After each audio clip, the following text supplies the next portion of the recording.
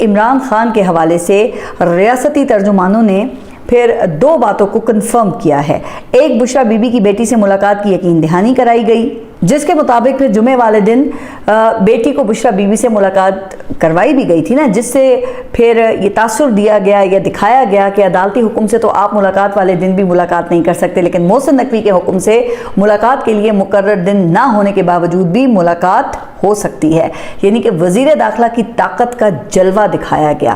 اچھا، اس سے پھر آپ اندازہ کر لیں کہ محسن نقوی کے سامنے پھر کسی کی بھی کیا اوقات ہے، اور اس اوقات کی تفصیلات پھر ریاست کے پرائیویٹ ترجمانوں نے بیان کر دی ہے۔ کہا گیا کہ اس ملاقات میں اسلام آباد ہائی کورٹ کے معاملے پر بھی بات چیت ہوئی، جہاں جسٹس ڈوگر نے عمران خان کے وکیل کو آخری موقع دیا ہوا تھا، لہٰذا سہیل آفریدی نے اس پر تشویش کا اظہار کیا، جبکہ محسن نقوی نے اس کیس کو پینڈنگ رکھنے کا اشارہ دیا، یعنی کہ ڈیڈ لائن کو ایکسٹینڈ کرنے کے روشن امکانات کا اظہار کیا، لیکن ساتھ ہی یہ بھی کہا کہ پی ٹی آئی کو بھی اپنے رویے کا جائزہ لینا ہوگا، جو برقرار رہے گا تو معاملات پھر نہیں حل ہوں گے۔ اب وہ کیا رویہ ہے، تو یہ بات کوئی ڈھکی چھپی تو نہیں ہے نا، سبھی کو معلوم ہے کہ بنیادی مطالبات دو ہی ہیں، ایک فیلڈ مارشل کا نام نہیں لینا، اور دوسرا کوئی ایسا کام نہیں کرنا جو ان کے مزاج کے خلاف ہو۔ مگر نوٹ کرنے والی بات یہ ہے کہ ملاقات وہ 14 مئی کو ہوئی، اور حیران کن طور پہ اس کے بعد ہائی کورٹ نے ڈیڈ لائن میں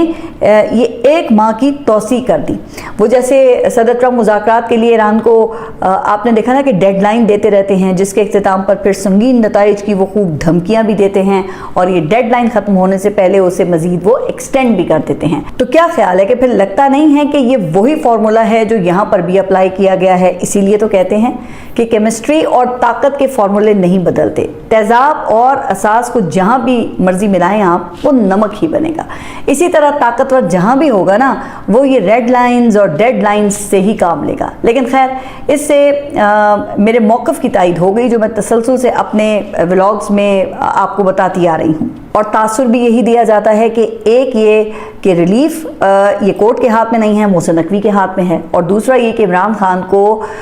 کوئی بھی قانونی حق دینے کے ساتھ ضمانت کے لیے ایک تلوار ان کے سر پہ لٹکائی جاتی ہے۔ تو بہرحال اب یہ ہے دو اہم فریقوں کا موقف، جس میں بظاہر ایک بات پر اختلاف ہے، اور وہ یہ ہے کہ عمران خان سے متعلق گفتگو جو کہ خیبر پختونخوا کے وزیر اعلیٰ سہیل آفریدی کے مطابق نہیں ہوئی، لیکن جس پر دونوں جانب سے اعتراف کیا گیا ہے، وہ یہ کہ دہشت گردی کے حوالے سے ہونے والی گفتگو ہے۔ اب یہ کس تناظر میں ہوئی ہے، تو یہ دونوں طرف کی اپنی اپنی پروجیکشن ہے، لہٰذا اس لحاظ سے دیکھیں تو دونوں فریقین کے پاس وہ کچھ نہ کچھ بیانیہ بنانے کی گنجائش ہے، لیکن سیاسی گفتگو کے حوالے سے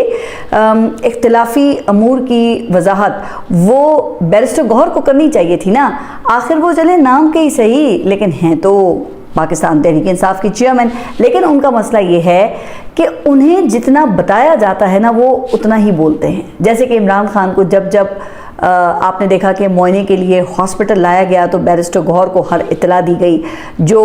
کہ وقت گزرنے کے بعد پھر بیرسٹر گوہر نے پبلک بھی کی، اور یہ کہہ کر کی کہ مجھے ابھی یہ بتایا گیا ہے۔ ویسے اس سے تو لگتا ہے نا کہ وہ بھائی واقعی پروفیشنل وکیل ہیں، جن کا کام وقوعے کے بعد شروع ہوتا ہے۔ جیسے ابھی آپ نے دیکھا تھا نا کہ سہیل آفریدی اور محسن نقوی کی ملاقات کے بعد راولپنڈی میں وہ سٹینڈ آف ہوا تھا، جس کو پھر وائنڈ اپ کرنے کے لیے بیرسٹر گوہر وہ دھرنے کے مقام پر پہنچے تھے۔